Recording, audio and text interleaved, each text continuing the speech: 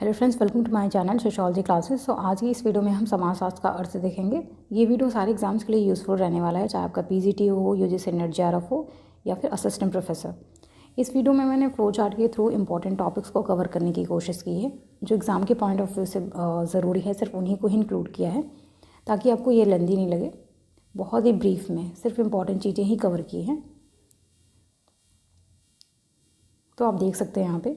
और अगर आप इस चैनल पर नए हैं तो आप चैनल को सब्सक्राइब कर लीजिए। ऐसे ही इंपॉर्टेंट बहुत ही हर टॉपिक को हम ऐसे शॉर्ट वे में, ब्रीफ में जो एग्ज़ाम के पॉइंट ऑफ व्यू से इंपॉर्टेंट है, उन्हीं टॉपिक्स को हम यहाँ पे कवर करेंगे। तो आइए शुरू करते हैं। समाजशास्त्र का अर्थ की बात करें तो इसके शब्द की उत्पत्ति कैसे हुई ये देखते हैं।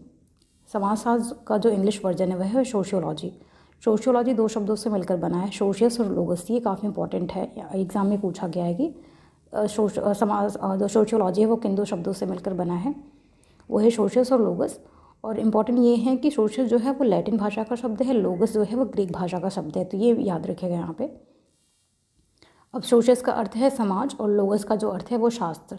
तो इस तरीके से अगर इसका शाब्दिक अर्थ देखें तो ये निकलता है कि समाज का शास्त्र या समाज का विज्ञान, मतलब समाजशास्त्र समाज का शास्त्र है या समाज का विज्ञान है।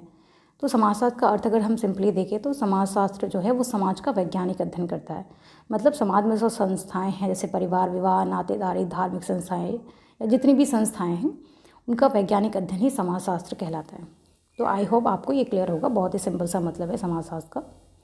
अब समाजशास्त्र की परिभाषा अगर बात करें तो उसके पहले कुछ इंपॉर्टेंट फैक्ट्स देख लेते हैं। अगस्त कॉम्टे ने समाजशास्त्र शब्द दिया था 1838 में। ये इंपॉर्टेंट फैक्ट है, एग्जाम में पूछा गया है, और इन्हें समाजशास्त्र का जनक भी कहा जाता है। अब दूसरा इंपॉर्टेंट फैक्ट है, जॉन स्टुअर्ट मिल ने समाजशास्त्र के लिए इथोलॉजी शब्द का प्रयोग किया। तो ये पूछा जाता है एग्जाम्स में कि किसने समाजशास्त्र के लिए इथोलॉजी शब्द का प्रयोग किया, तो वह है जॉन स्टुअर्ट मिल। इनका इंपॉर्टेंट स्टेटमेंट है, इन्होंने कहा कि समाजशास्त्र लैटिन और ग्रीक भाषाओं की अवैध संतान है। ये मोस्ट इंपॉर्टेंट है। अब समाजशास्त्र की अगर परिभाषा देखें तो अलग अलग समाजशास्त्री और थिंकर्स ने इन्हें अलग अलग तरीके से परिभाषित किया है, तो इसे हम देखेंगे। ये भी काफ़ी इंपॉर्टेंट है और एग्जाम्स में एक दो सवाल सारे एग्जाम्स में इससे आ ही जाते हैं। तो कुछ ने कहा समाजशास्त्र समाज के अध्ययन के रूप में, कुछ समाजशास्त्रियों ने कहा कि समाजशास्त्र सामाजिक संबंध के अध्ययन के रूप में, कुछ ने कहा है कि समाजशास्त्र समूहों के अध्ययन के रूप में, और अन्य ने कहा है कि समाजशास्त्र सामाजिक क्रियाओं के अध्ययन के रूप में है। तो एक एक करके इन्हें देखते हैं। तो किसने कहा है कि समाजशास्त्र समाज के अध्ययन के रूप में है? ऐसे एग्जाम्स में डायरेक्ट क्वेश्चंस पूछा जाएगा, किसने कहा है कि समाजशास्त्र समाज के अध्ययन के रूप में है। तो इसमें से कोई एक रहेगा, तो आप इसे ध्यान से देख के जाइएगा, जिसमें है कि गिडिंग्स है, समनर है, वार्ड एंड ओडम।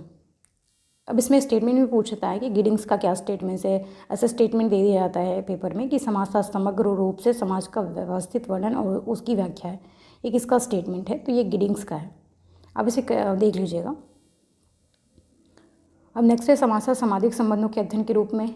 इसमें कौन कौन से थिंकर्स हैं? तो मैकावर पेज हैं, क्यूबर हैं, मैक्स वेबर हैं, वॉन वेज है, आर्नोल्ड एम्ब्रोज है। तो मैकावर एम पेज का देखते हैं, काफ़ी इंपॉर्टेंट स्टेटमेंट है।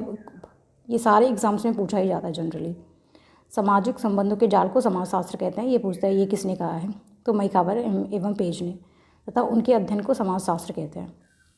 नेक्स्ट देखते हैं समाजशास्त्र समूहों के अध्ययन के रूप में ये किन थिंकर्स ने कहा है। इसमें है नोब्स, हाइन, फ्लेमिंग, सीमियल, जॉनसन। तो सीमियल ने कहा है कि समाजशास्त्र सामाजिक समूहों का विज्ञान है। सामाजिक समूह सामाजिक अंतःक्रियाओं की एक व्यवस्था है।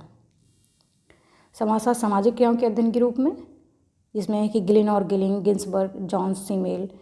गिन्सबर्ग का स्टेटमेंट है समाजशास्त्र मानवीय अंतःक्रियाओं तथा अंतर संबंधी उनके कारणों और परिणामों का अध्ययन है।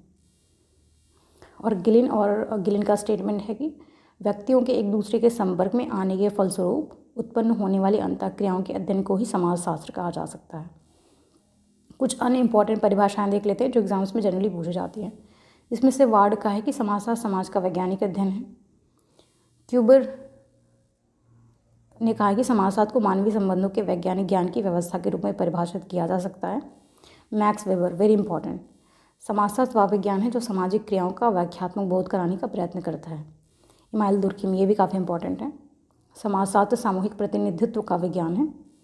इसी प्रकार सोरोकिन ने कहा है कि समाजशास्त्र सामाजिक सांस्कृतिक घटनाओं के सामान्य स्वरूपों, प्रारूपों और अनेक प्रकार के अंतर संबंधों का सामान्य विज्ञान है। तो इस तरीके से देखते हैं कि मैंने बहुत इंपॉर्टेंट, बहुत ही ब्रीफ में इम्पॉर्टेंट फैक्ट्स को ही यहाँ पे कवर किया है जो एग्ज़ाम्स में पूछे भी गए हैं।